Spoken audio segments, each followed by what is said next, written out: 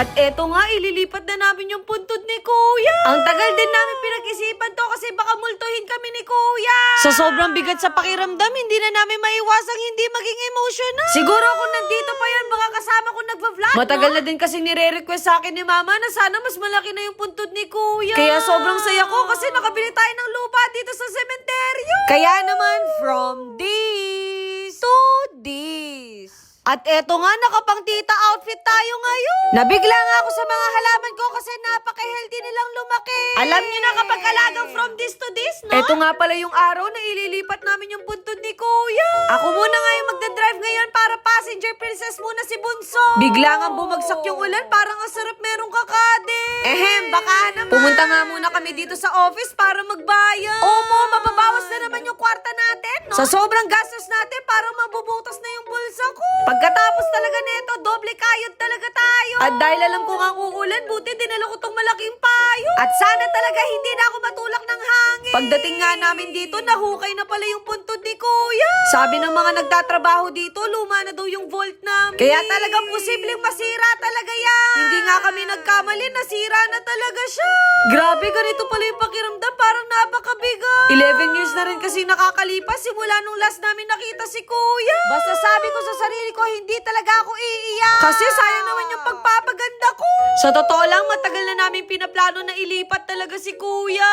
Alam niyo naman, sobrang nabisi talaga tayo sa bahay kaya nagkaroon na tayo ng oras ngayon. Kapag kasi undas, para kami sardinas sa sobrang siki. Kaya doon na ako nagdesisyon na 3 na yung bilhin namin na punto. Naalala ko tuloy yung love language ni Kuya sa amin, yung pagtitripan niya kami hanggang sa umiyak kami. Pero wala akong masabi kasi talagang protective at supportive talaga ang Kuya ko. Hindi na nga natiis ni Mama kasi ang babaw ng luha niya. Si Papa naman naiiyak daw kasi nakikita niyong umiiyak si Mama. Sabi ko naman sa inyo, strong ako, no? Pasensya na kayo, pang MMK muna yung atake ng vlog natin ngayon. At eto na nga yung kabaong ni Kuya. Sakto, bumili na rin ako ng bagong vault. 20 years nga yung lifespan nito kaya sigurado magtatagal to sa amin. Sinabi nga ng mga staff dito na hindi na daw masusurvive yung kabaong. Kaya wala kaming choice kundi bubuksan talaga siya.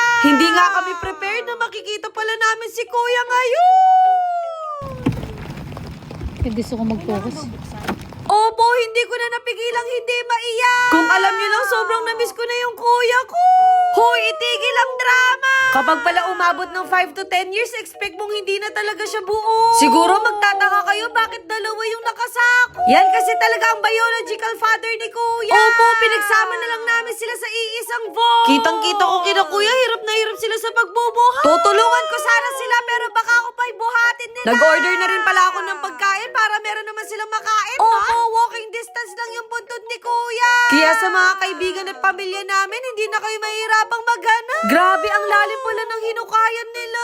Bababa sana ako pero baka hindi na ako makalabas. Alam niyo na may mga intrusive thoughts ko, naalala ko noon kapag undas, nilalaro namin yung kandila. Tapos papagalitan ka ng magulang mo pero hindi ka pa rin titigil. At eto nga, ilalagay na yung